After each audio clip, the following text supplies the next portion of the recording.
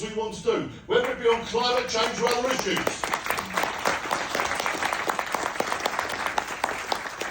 So we know our solution. We know what we believe. But we can rest on our laurels a little bit because we beat them yesterday on the floor, or can we?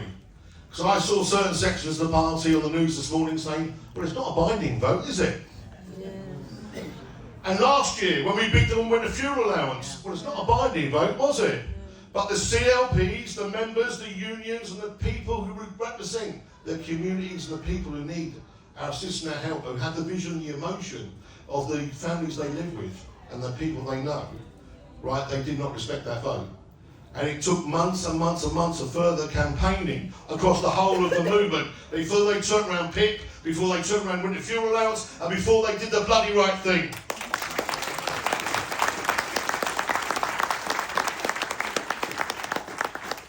And I never want to talk about economics with John McDonnell in the room, because he does it so much better than the rest of us, so I might be a bit careful where we're going. But recently I've been sounding like a bit of an apologist. And I don't want to be an apologist for the party. I don't want to be an apologist for your policies and what we want to do. But I actually do believe in the New Deal for working people. I do believe in Annie MacDonald's original Green Paper. I do believe in making work pay. I do believe in giving people that voice. And yes, you can argue they've walked down bits of it. That was to be expected. It was such a vast undertaking. But I'm a bit concerned about this week. This week I've heard again and again, we are going to put the Employment Rights Bill in full. That's great. There are 81 other statutory instruments in the New Deal that actually make what we want to do happen.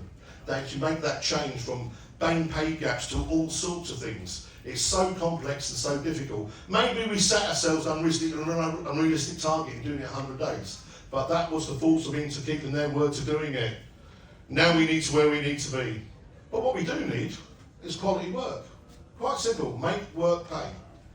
Give good quality jobs.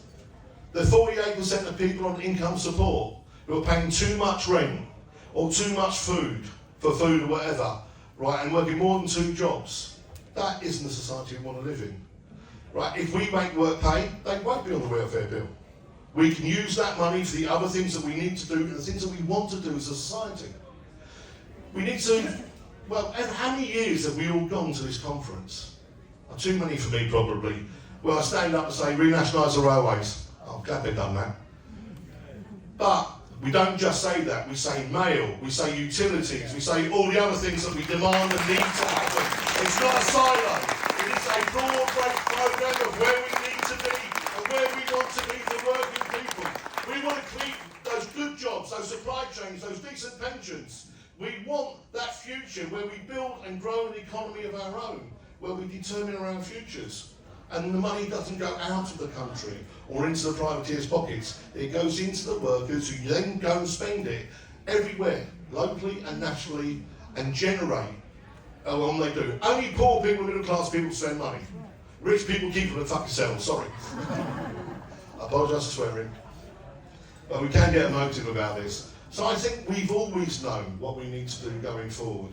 I think we've always known where we need to be. I think the people in this room and the people in this top table are going to say it again and again and again. But we have to deliver it. We are the people that are going to make the voice change. We are the people that are going to articulate it. We are the people that are going to make it happen. I've got one little fear. I heard the Prime Minister speak today. And on several occasions, he equated the left with the right. Yeah. How are you going to beat reform without the left? Yeah.